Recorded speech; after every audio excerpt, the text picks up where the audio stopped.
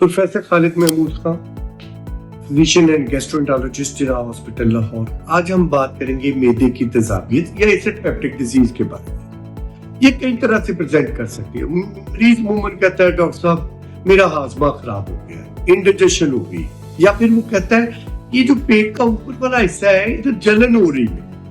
कई दफा ये जलन शिद्दत इख्तियार कर लेती है, अमूमन डाल एक होती है लेकिन कई दफा शिद्दत इख्तियार कर लेती है और ये पेन की यानी दर्द की सूरत भी इख्तियार कर लेती है। अमूमन ये दर्द कई दफा रात को हो गई, कभी दिन में होगी, कभी एक बार होती है, लेकिन कुछ मरीजों में ये दर्द मुसलसल होना शुरू हो जाती है।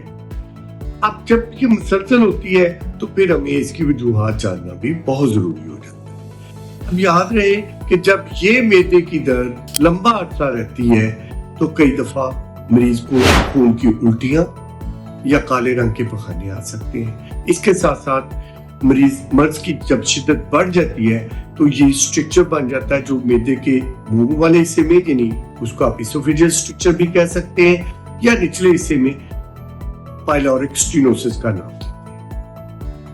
अब ये इसकी बड़ी वजूहत क्या है? देखा ये गया कि पाकिस्तान में 70 से 80% पेशेंट में एक जरासीम है जिसका नाम है हेलिकोबैक्टर पाइलोराई। ये मैदे के अंदर पाया जाता है और आप देखिए मैदे में तेजाब है और ये उस तेजाब में रहना पसंद करता है।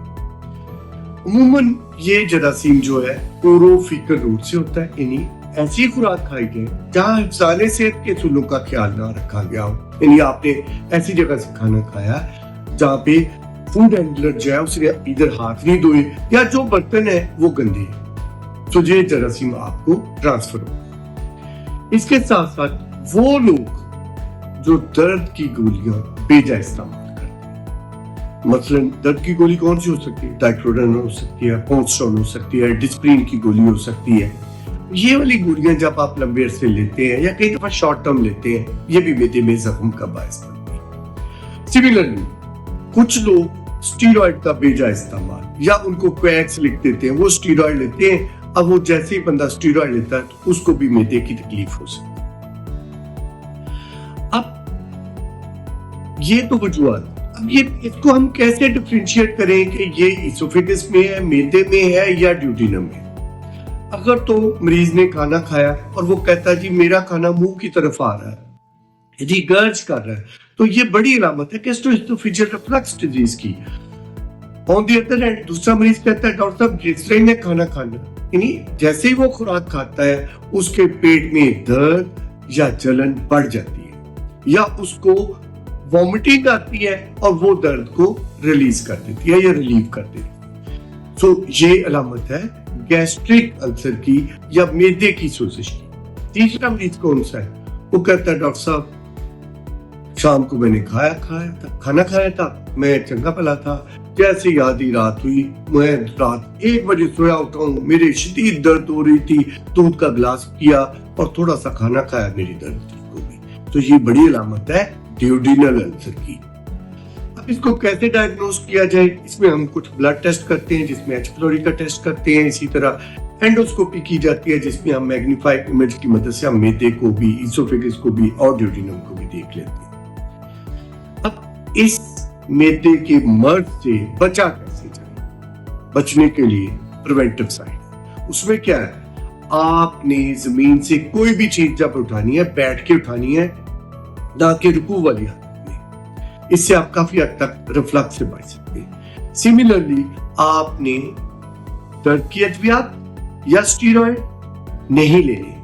सिगरेट अगर आप पीते हैं तो काइंडली छोड़ दें, क्योंकि अगर आपको मैदे का जख्म है, अल्सर है या सोजिश है तो ये उसको एग्रीवेट भी कर देगा और उसकी हीलिंग में भी प्रॉब्लम करेगा।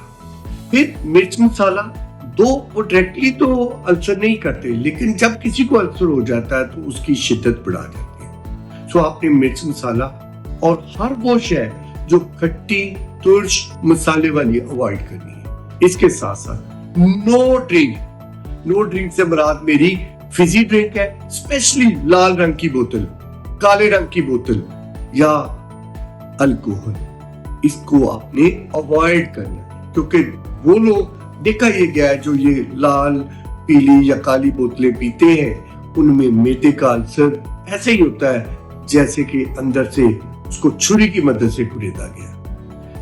तो आपने बोतल नहीं लेनी, लेकिन अगर खुदा ना खास्ता आपने ये परहेज भी किया और आपको फर्क नहीं पड़ रहा, तो फिर आपने over the counter syrup P सकते, या आपके हम कुछ कैप्सूल या गोलियां देते हैं। ये गोली अगर आपको मर्ज है तो आपको 2 से 4 हफ्ते तक लेनी होगी, और खुदा ना खास्ता अगर एच पिलोरी इन्फेक्शन है तो आपको 2 वीक का डेफिनेट ट्रीटमेंट करना है, और उसके बाद भी 4 से 8 हफ्ते फर्दर ट्रीटमेंट लेनी है ताकि आपका जख्म ठीक हो सके।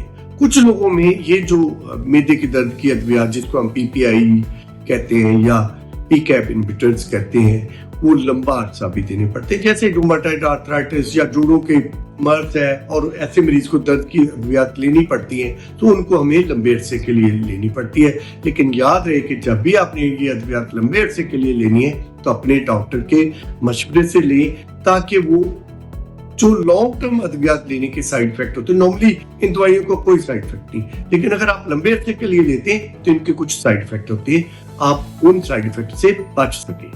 शुक्रिया।